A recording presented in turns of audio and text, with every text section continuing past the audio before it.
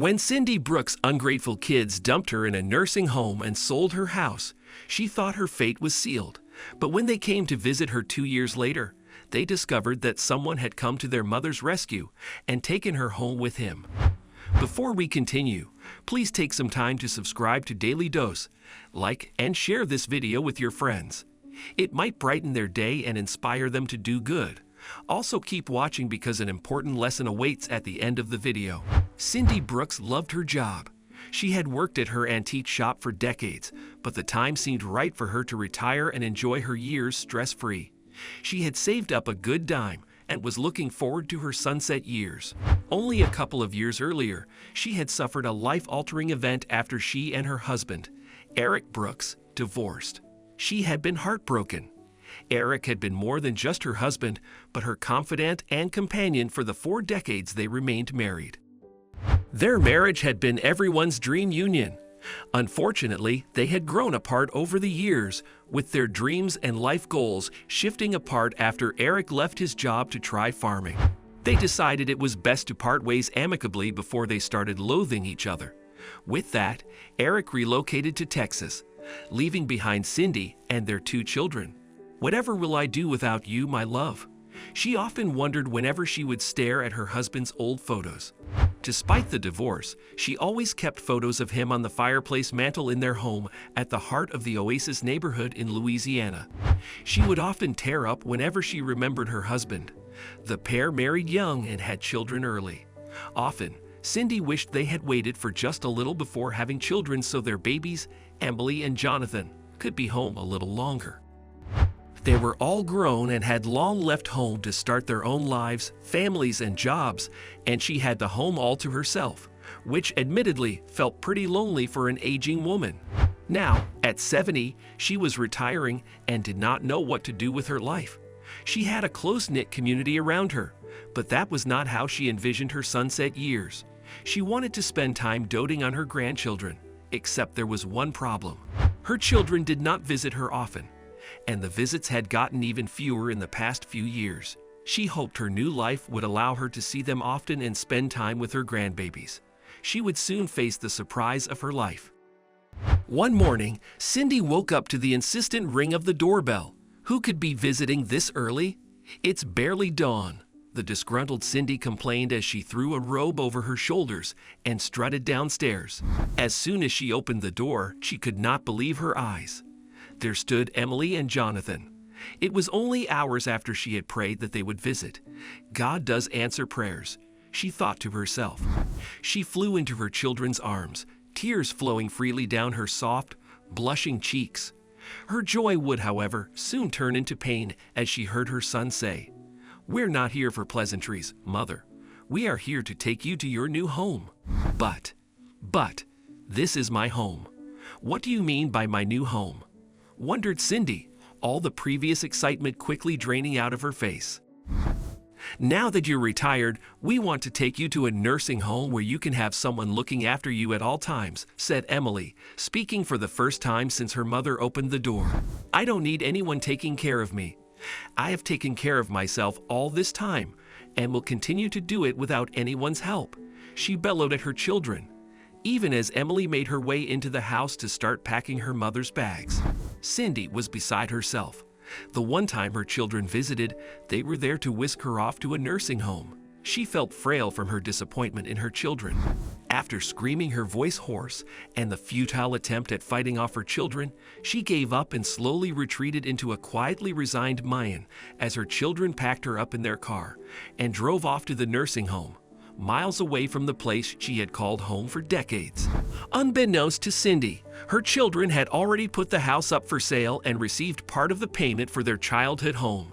It was in an affluent neighborhood and had fetched them quite the dime. The 3 barely spoke, as everyone seemed occupied in their thoughts.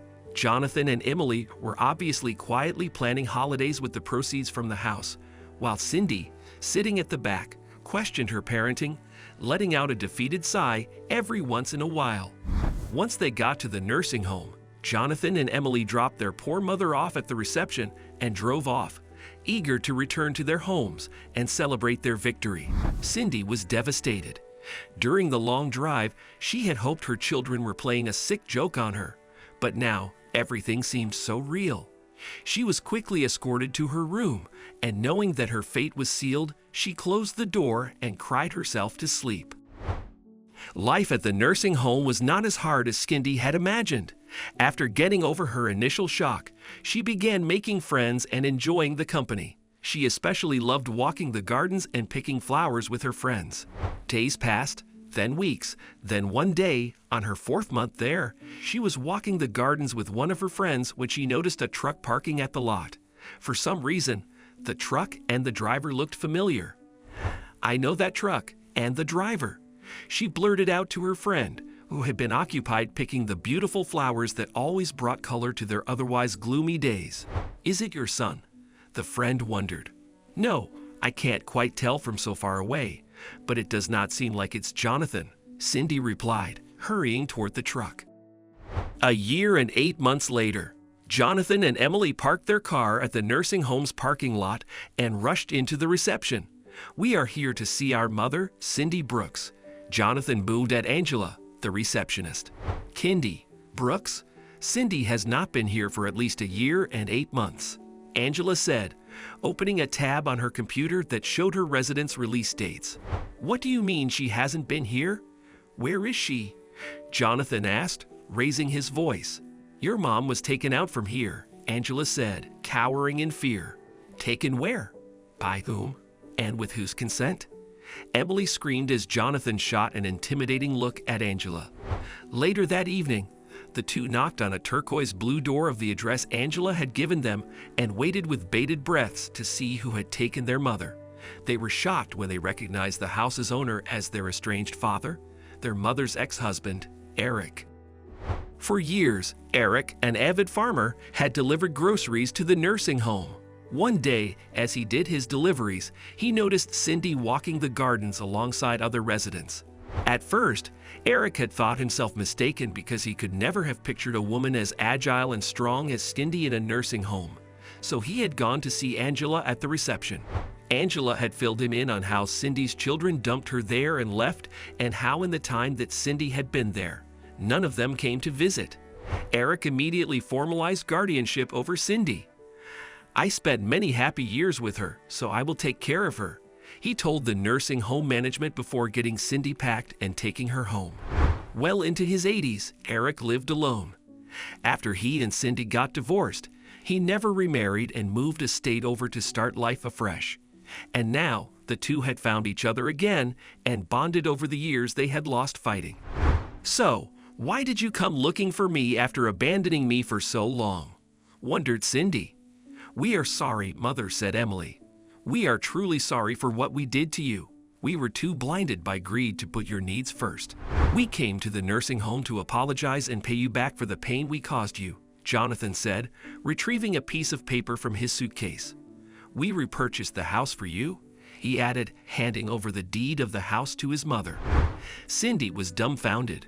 She could not believe that her children, who had been so hostile towards her only 2 years earlier, had so quickly turned over a new leaf. "Do you mean it?" she asked, tears flowing uninhibited down her cheeks. Emily and Jonathan begged for forgiveness from their parents, and Cindy, kind-hearted as always, answered, "Under one condition." "Whatever it is, Mother," Emily said. "I want you two to bring your babies around often so they can spend time with their grandma and grandpa," Cindy cried in joy. "Done and done," Emily and Jonathan answered in unison. Eventually, Cindy and Eric sold Cindy's home, remarried in a small garden ceremony attended by their children and grandchildren, and spent the rest of their days doting on their grandbabies, just as Cindy had imagined of her sunset years. What can we learn from this story? We should always be grateful for our parents and remember their sacrifices in old age. Jonathan and Emily forgot all the sacrifices their mother had made raising them and wanted nothing to do with her in her old age. Forgiveness is earned. If Jonathan and Emily had not come to seek forgiveness, they might have lost their relationship with their parents forever and ruined their children's relationship with their grandparents.